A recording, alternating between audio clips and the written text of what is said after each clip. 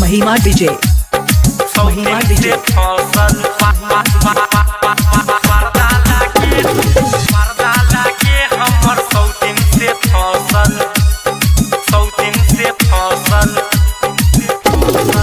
बड़ा प्रिय करेगे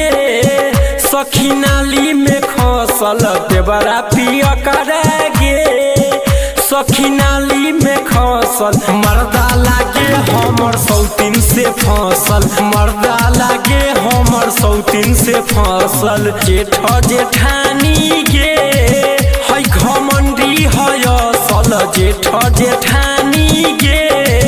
है घमंडी है असल मर्दा लागे हमर सौतीन से फसल मर्दा लागे हमर सौतीन से फसल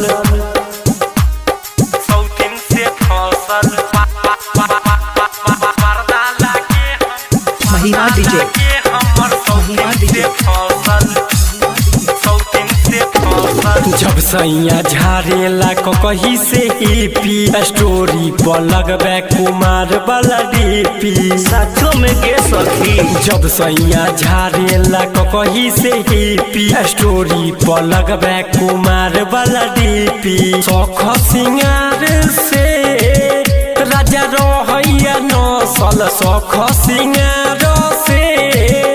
राजा रहैया नसल मर्दा लागे हमर सौतीन से फसल मर्दा लागे हमर सौतीन से फसल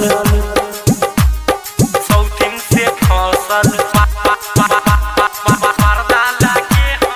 महिमा डीजे हमर महिमा डीजे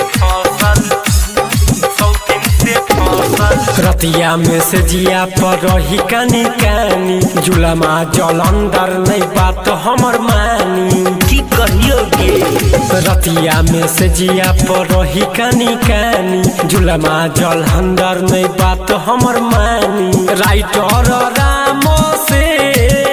संतोष हबहसल राइटर राम से